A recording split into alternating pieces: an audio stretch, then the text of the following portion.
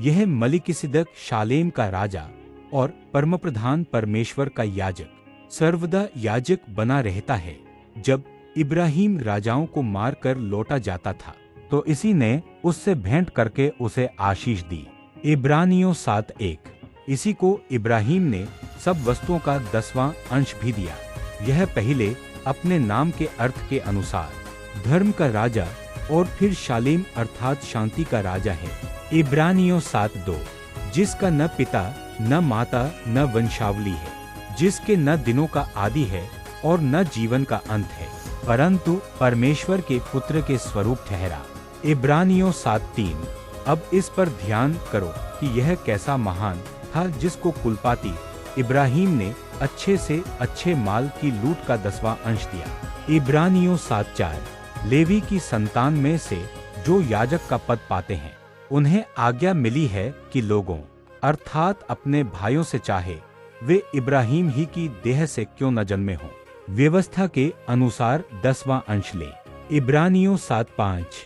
पर इसने जो उनकी वंशावली में कभी न था इब्राहिम से 10वां अंश लिया और जिसे प्रतिज्ञाएं मिली थी उसे आशीष दी। इब्रानियों 7:6। और उसमें संदेह नहीं कि छोटा बड़े से आशीष पाता है। इब्रानियों 7:7। और यहाँ तो मरणहार मनुष्य 10वां अंश लेते हैं पर वहाँ वही लेता है जिसकी गवाही दी जाती है कि वह जीवित है। इब्रानियों 7:8। तो हम यह भी कह सकते हैं कि लेवी ने भी जो 10वां अंश लेता है इब्राहिम के द्वारा 10वां अंश दिया। इब्रानियों 7:9। क्योंकि जिस समय मलिकिसिदक ने उसके पिता से भेंट की उस समय यह अपने पिता की देह में था। इब्रानियों 7:10 तक यदि लेवी याजक पद के द्वारा सिद्धि हो सकती है जिसके सहारे से लोगों को व्यवस्था मिली थी तो फिर क्या आवश्यकता थी कि दूसरा याजक मलिकिसिदक की रीति पर खड़ा हो और हारून की रीति का न कहलाए। इब्रानियों 7:11। क्योंकि जब याजक का पद बदला जाता है तो व्यवस्था का भी बदलना अवश्य है। इब्रानियों 7:12। क्योंकि जिसके विषय में ये बातें कही जाती हैं कि वह दूसरे गोत्र का है जिसमें से किसी ने वैदिक की सेवा नहीं की। इब्रानियों 7:13। तो प्रगट है कि हमारा प्रभु यहूदा के गोत्र में से उदय हुआ है और इस गोत्र के विषय में मूसा ने याजक पद की कुछ चर्चा नहीं की। इब्रानियों 7:14। और जब मलिकिसिदक के समान एक और ऐसा याजक उत्पन्न होने वाला था। इब्रानियों 7:15। जो शारीरिक आज्ञा की व्यवस्था के अनुसार नहीं पर अविनाशी जीवन की सामर्थ्य के अनुसार नियुक्त हो तो हमारा दावा और भी स्पष्टता से प्रकट हो गया। इब्रानियों 7:16। क्योंकि उसके विषय में यह गवाही दी गई है कि तू मलिकिसिदक की रीति पर युगानुयुग याजक है। इब्रानियों 7:17।